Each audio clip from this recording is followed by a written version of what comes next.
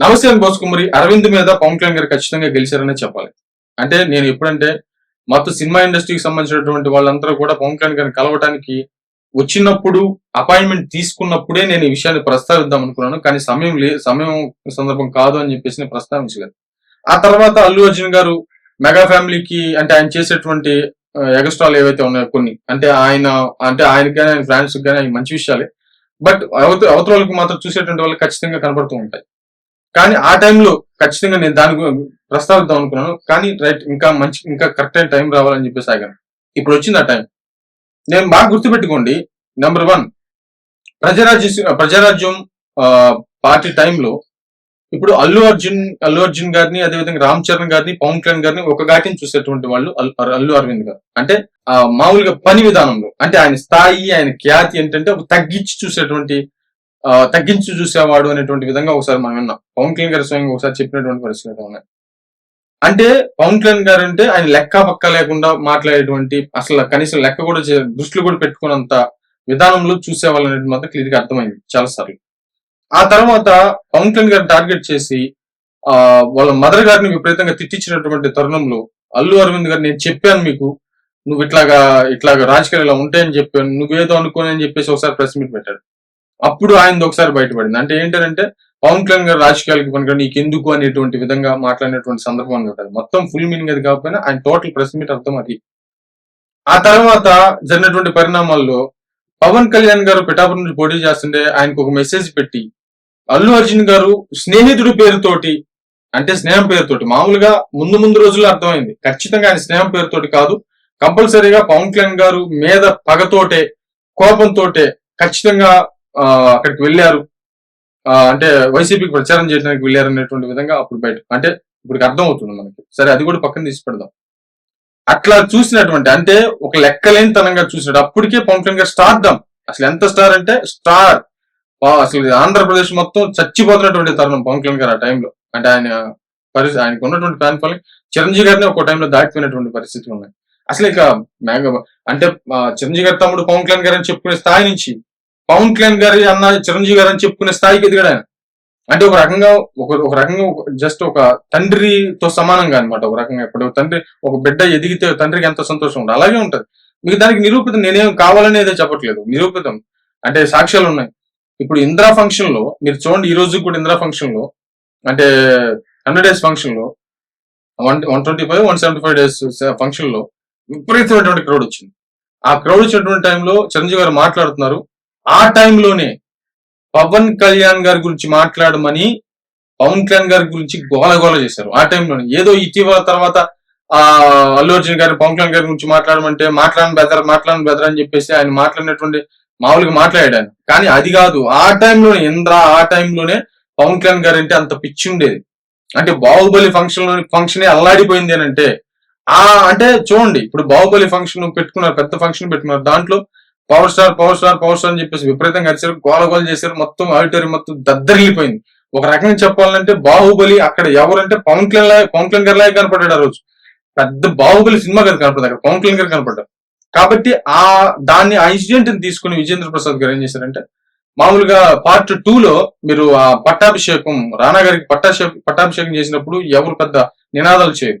కానీ ఒకసారిగా బాహుబలి అనగానే బాహుబలి అని చెప్పేసి పెద్ద సీన్ ఉంటుంది కదా, అది పవన్ కళ్యాణ్ గారి ఇన్స్పిరేషన్ తోటే ఆ రోజు జరిగిన సంఘటన తోటే ఆ సీన్ క్రియేట్ చేసామని చెప్పేసి ఆ రోజు చెప్పారు. ఆ రోజు విజేంద్ర ప్రసాద్ గారు చాలా సార్లు చెప్పారు. అంత స్థాయిలో ఉన్నటువంటి వ్యక్తి పవన్ కళ్యాణ్ గారు. అసలు లెక్క లేకుండా చూసేటువంటి వాడంట అల్లు అరవింద్ గారు. చాలా సార్లు నిరూపితమైనటువంటి అంశం, చాలా సార్లు చాలా మంది మాట్లాడటం కూడా విన్నాను నేను. అలాంటి అరవింద్ గారు ఈ రోజు పవన్ కళ్యాణ్ గారు అపాయింట్మెంట్ తీసుకోవాలి పవన్ కళ్యాణ్ గారిని కలవాలి అంటే ఆ పొజిషన్కి వెళ్ళిపోయాడు. పవన్ కళ్యాణ్ గారు కూర్చొని ఉంటే పవన్ కళ్యాణ్ గారు పక్కన కూర్చోవాలి, ఆ పరిస్థితికి వచ్చింది. బట్ ఇదేదో గర్వంతోటో లేకపోతే ఎదిగడం నేను చెప్పట్లేదు. అంటే ఏ మనిషిని కూడా తక్కువ అంచనా వేయకూడదు, ఏ మనిషిని కూడా అంత చులకనంగా చూసేటువంటి పరిస్థితులు ఉండకూడదు అని చెప్పేసి చెప్తాం. అలాగని చెప్పేసి మరి ఇది కూడా అల్లు అర్జున్ గారికి కూడా వర్తిస్తుంది కదా అని చెప్పేసి అంటారు. అల్లు అర్జున్ గారిని ఎక్కడా కూడా చులకం చేయలేదు. నేను ఒకసారి వీడియో కూడా పెట్టాను.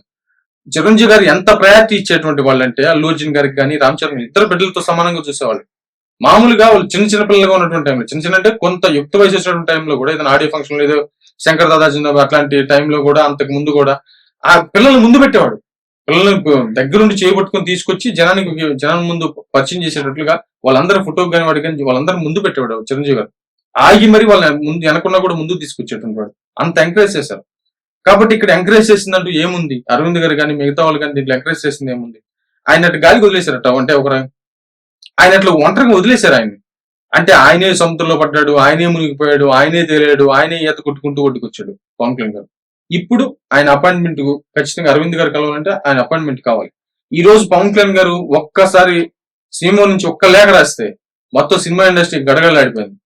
మాకు తెలియదు అని చెప్పేసి సంకలు గుద్దుకున్నారు. దీంట్లో వచ్చిన లాజిక్ ఉంది, అదేంటో చెప్పమంటారా?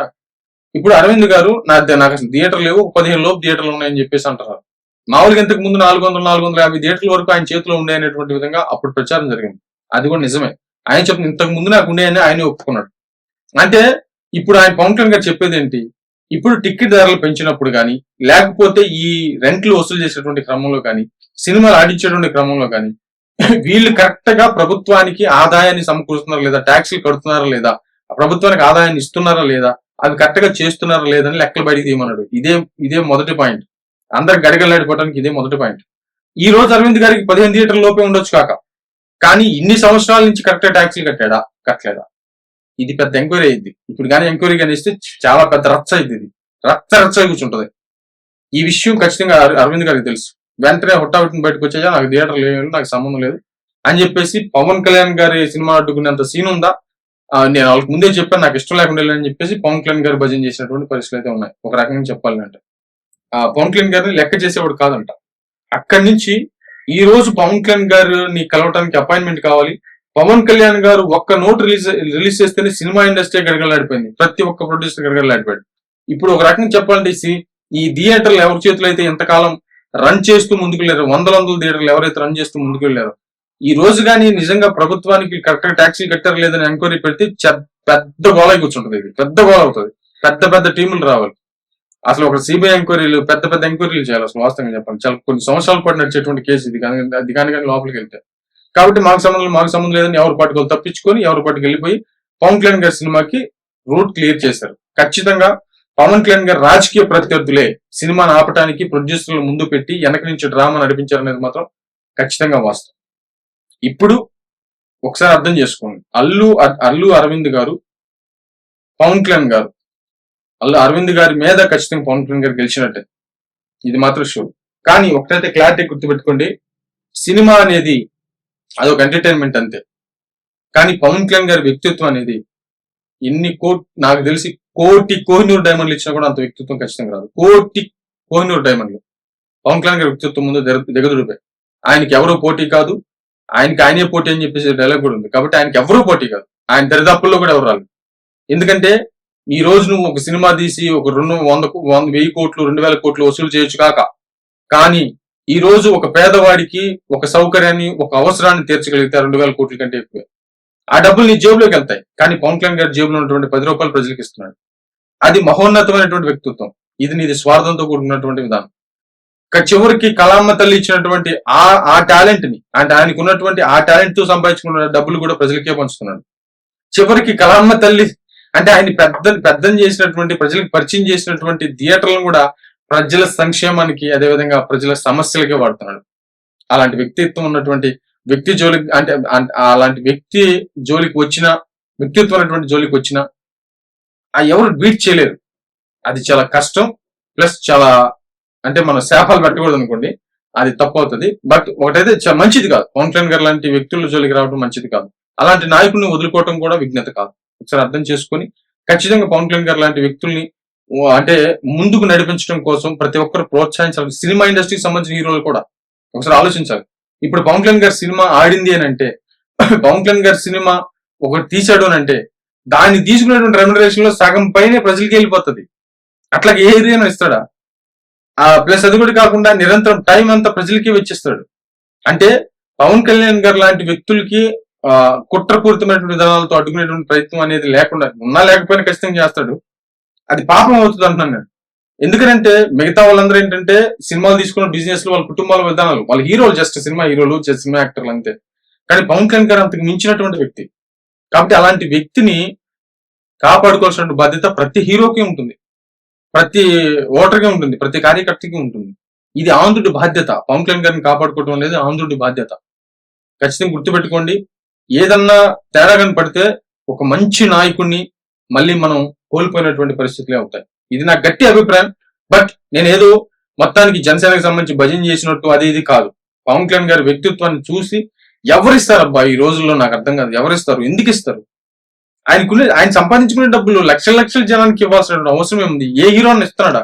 సరే మహా అయితే ఎవరన్నా ఒక 10 లక్షలు లేకపోతే ₹1 కోటి, వాళ్ళు తీసుకునేది వందల కోట్లు. ఒక రకంగా చెప్పాలంటే వాళ్ళు సంపాదించి వందల కోట్లు సంపాదిస్తారు సంవత్సరానికి. ఒక 10 కోట్లు లేక 10 కోట్లు కాదు, 2 కోట్లు 3 కోట్లు ఏదో చేసేసి, లేకపోతే కొంతమంది ఒక 4-5 పిల్లలకి సంబంధించి ఏదో చేసేసి వైద్యం చేయించేసి మేము గొప్ప తురుమని చెప్పి చెప్పుకునేటువంటి విధానం కాదు ఇది. ఇది కంప్లీట్ గా తన జీవితాన్ని, అంటే తన సర్వశక్తులు, అంటే తనకున్నటువంటి లాస్ట్ మినిట్ లో ఉన్నటువంటి ఆ శక్తిని కూడా ప్రజలకే ఇచ్చేసాడు ఆయన. అలాంటి మహోన్నతమైనటువంటి వ్యక్తి దొరకడం కష్టం. ఈ టైంలో, ఇలాంటి టైంలో పవన్ కళ్యాణ్ గారు లాంటి వ్యక్తులు ఉండడం చాలా మంచి విషయం. మరేమో